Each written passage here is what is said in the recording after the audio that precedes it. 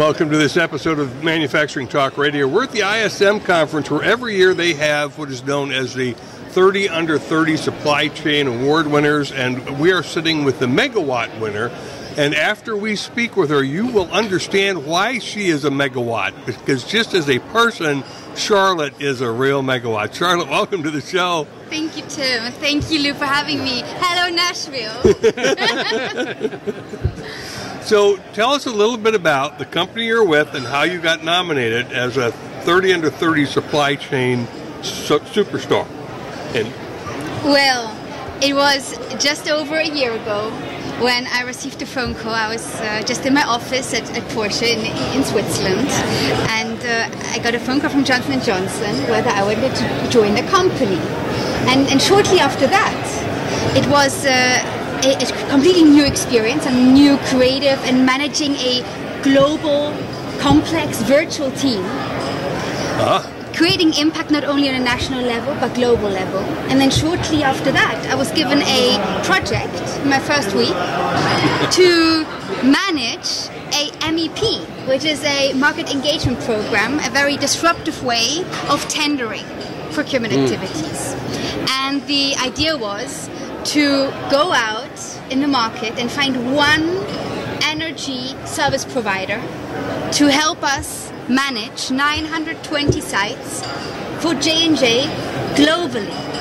So you can imagine what a challenge that was, working out of Switzerland. And this was your first week? First week out of Switzerland in 3 time zones. So that was the idea of the project, and it was just so much fun. Straight away, first week we connected, had a brainstorm which suppliers to approach, and shortly set up a global WebEx with 77 suppliers with my energy team, getting the whole enthusiasm, excitement for this project. Explaining the scope, explaining our idea, the credo of Johnson & Johnson, and getting out there and spreading the word. So this project, really, instead of, usually an MEP takes 9 to 12 months, we managed to complete it in less than 4 months. Ooh, wow. With a super negotiation after, where we got 1 year for free compared to what we used to have. So you can imagine the stakeholders were so pleased. I received an internal recognition award shortly after that, and that was really, in less than 4 months, such a change, because it has never been tendered before.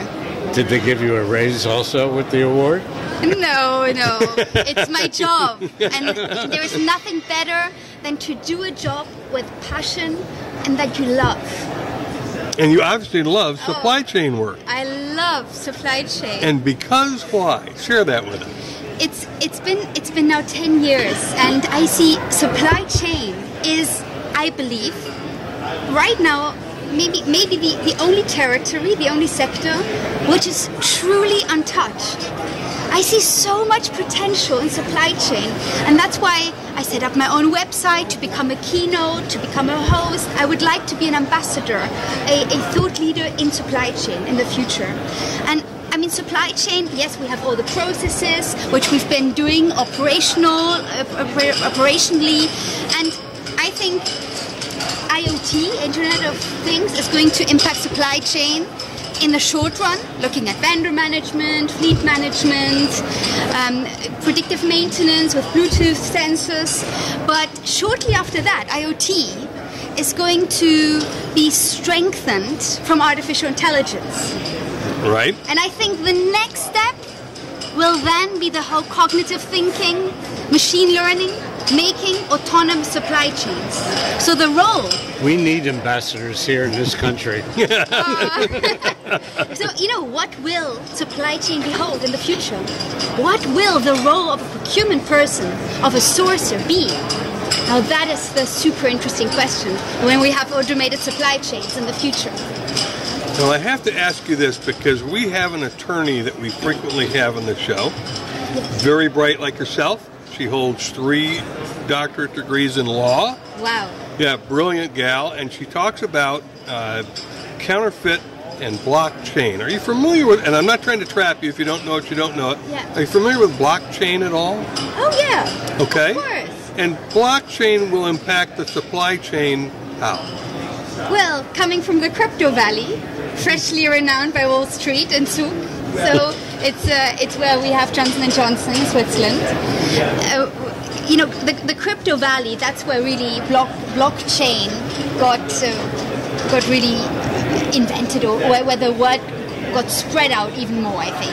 Mm-hmm. Not invented, but don't quote me on that. Yeah, it's all right. But I think in our supply chain world, we've been having a e-marketplace, a blockchain without cryptocurrencies for the last 30 years. Mm-hmm. And the word blockchain, it's the chain out of blocks, in easy words. Right.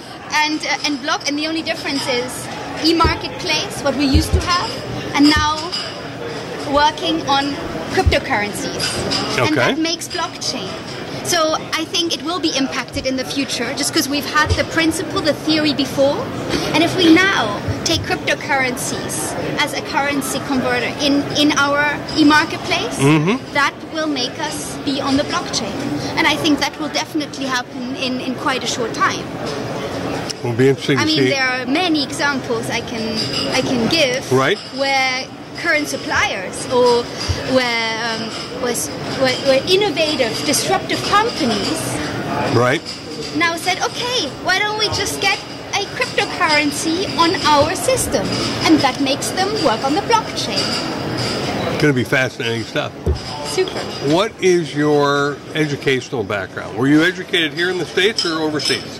Overseas. Okay. So I went to a British boarding school in the French part of Switzerland. Oh, wow. With 55 nationalities on top of a mountain.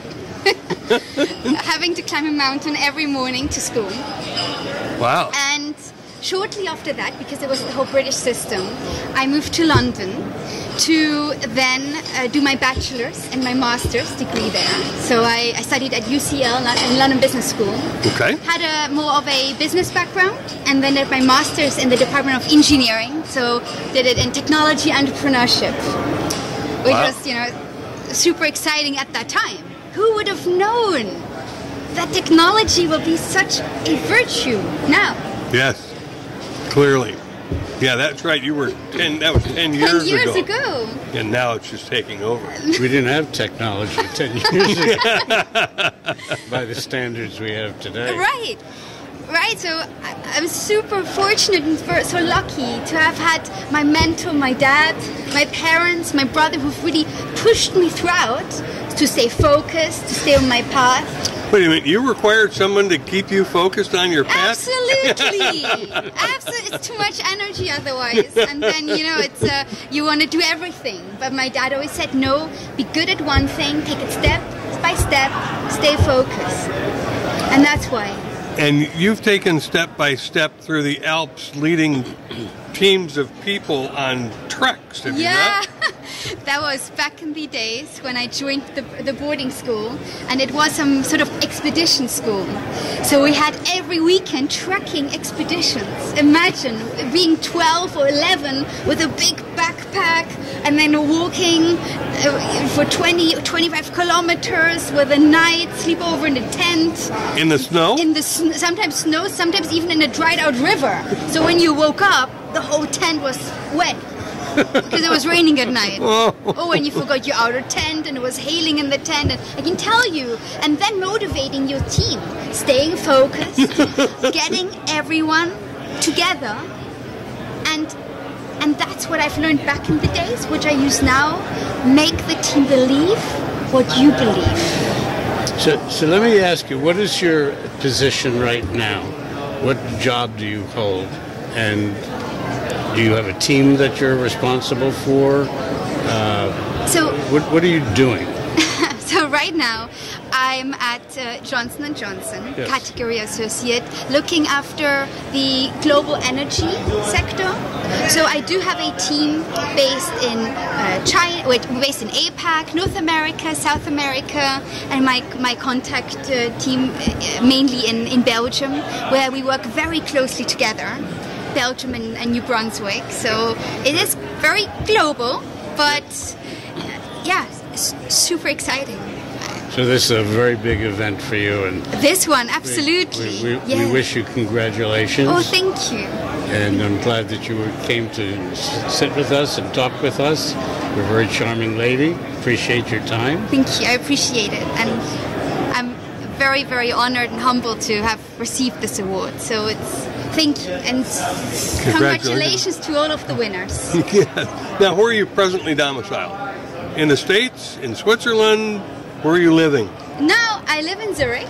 Okay. But who knows? It's such a small world. Who knows where we'll be soon? I'm sure you'll be someplace. We'll have to try to keep track of you. Oh, absolutely. Thanks, Charlotte, for joining us. Thank you so much for having me. Thank you. Thank you. Thanks.